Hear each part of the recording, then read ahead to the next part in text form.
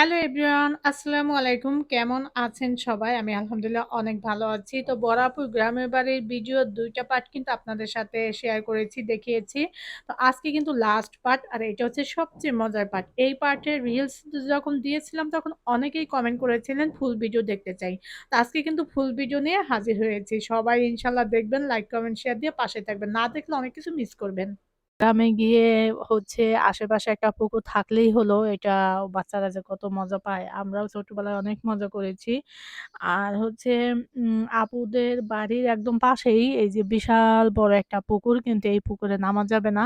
কারণ এইটা হচ্ছে খুবই ভয়ানক একটা পুকুর। এটা এক মানুষ নামতে সাহস পায় না। কারণ এটায় নামলে নাকি সহজে কেউ ফিরে আসে না, বলতে কেউ না কেউ হারায় এখান থেকে। তো এইটাই। তো এইজন্য ওইখানে কেউ নামে না। তো ওই পুকুরটা ছেড়ে একটু দূরে, বেশ দূর, একটু দূরও না, সেইখানে একটা পুকুর আছে। তো এইখানে চলে আসছে সবাই, এখানে নামবে। পাশেই কিন্তু আমবাগান। পরিবেশটা এত সুন্দর সবকিছু মিলে মানে আমি ভিডিও করায় খুবই কাঁচা। তেমন ভিডিও করতে পারি না। তারপর যেটুকু পারি চেষ্টা করি। আর হচ্ছে হাতে করে ভিডিও করি, যার কারণে অনেক কাঁপাকাঁপি করে। তো যাই হোক, এখানে পুকুরে গোসল করতে এসে ভূতের বাড়ি নামে পরিচিত। অনেকে ভূতের বাড়িও বলে, জমিদার বাড়িও বলে। তো সেটা বলতেছে, "খালামণি ওইটা দেখতে যাবেন কিনা?" তো নাম শুনে তো যে পুকুরে গোসল করতে গিয়েছি ওইটা কাছেই যেহেতু, তাহলে এতদূর চলে আসছি, ঠিক আছে একটু দেখেই যাই। তো এসে দেখলাম আসলেই দেখে একটু ভয় লাগতেছিল। কারণ এইটা এমন একটা জায়গায় আশেপাশে কিন্তু কোনো বাড়ি নাই। একদম একা এক জায়গায় একটা বিশাল বড় বাড়ি এবং অনেক পুরানো। আসলে এটার সাথে কোনো নেম প্লেট নাই। যার কারণে দেখতেও পারিনি যে এটা কার, কবেকার, কিসের। তবে সাদিয়া বলছিল এটা কার বাড়ি যেন। সেটার নামটা আমি ভুলে গিয়েছি। তবে অনেকশো বছর আগে।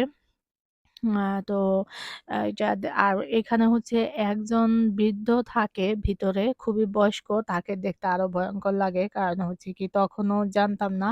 যখন আমরা দেখতেছিলাম ভয়ে দেখছিলাম। তো সামনে থেকে পরবর্তীতে ঘরের ভিতর থেকে এমন একটা সাউন্ড করছে, বাচ্চারা সবাই এক ভয়ে মানে চিৎকার দিয়ে দৌড়। তো সে জানালা দিয়ে একটু তাকিয়েছিল, একদম মানে ভুতুড়ে সত্যি মানে এক ভয়ংকর লাগছিল। আর দেখেন আশেপাশে কিন্তু কোনো তেমন বাড়িঘর নাই। এইটাই। তো এক জায়গায় একদম নিরিবিলি। তারপর ওইখান থেকে আমরা হচ্ছে আবার পুকুরে চলে আসলাম যে লেট হলে বাড়ি থেকে আবার সবাইকে বকা খেতে হবে। তো আবার পুকুরে এসে সবাই তো ঝাঁপ দিচ্ছিল। আমার এত লোভ লাগছিল যে আমি যদি এখন ওদের মতো করে এখানে ঝাঁপিয়ে গোসল করতে পারতাম। ছোটবেলায় যেভাবে ঝাঁপ দিয়ে গোসল করেছি, সাঁতার কেটেছি, খুব লোভ লাগছিল।